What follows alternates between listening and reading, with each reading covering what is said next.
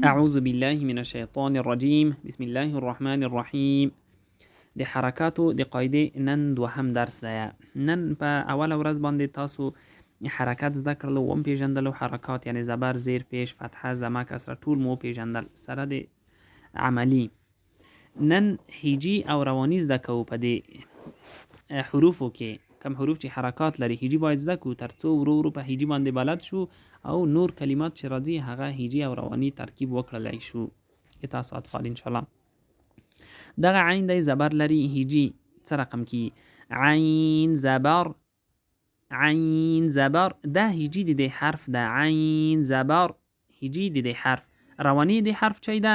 ع، ع. تاسو به اتفاق نه پوښتنه کوئ چې هجی د حرف چي ده؟ هغه به وایي چې عین زیر. خلاص دا هجی د حرف شه. عین زیر. بیا به ورته وایي چې روانی د حرف چي ده؟ هغه به وایي چې ع، ع. بیا عین پیش هجی د حرف ده. عین پیش هجی د حرف ده. روانی د حرف چي ده؟ عو، عو. اوس ټول روانی وایو ع، عی، عو.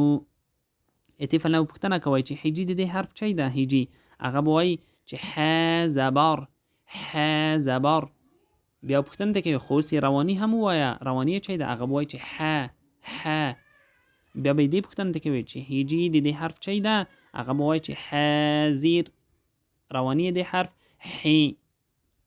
هجی د حرف ح پیش. روانی د حرف حو. اوس ټول روانی ح، حی، حو. په دې یو خط کې کفایت کوي. هم دومره تشریح نور به خپل درس وایو. غاین زبر غا، غاین زیر غی، غاین پیش غو، غاغی غو. خا زبر خا، خا زیر خی، خا پیش خو، خاخی خو. قاف زبر قا، قاف زیر قی، قاف پیش قو، قاقی قو. کاف زبر کا، کاف زیر کی، کاف پیش کو، کاکی کو. جیم زبر جا، جیم زیر جی، جیم پیش جو، جا جی جو.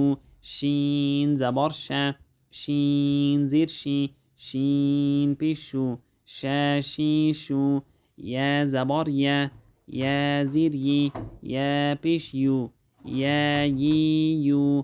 ضاد زبر ضا، ضاد زیر ضی، ضاد پیش ضو، ضاد ضی ضو.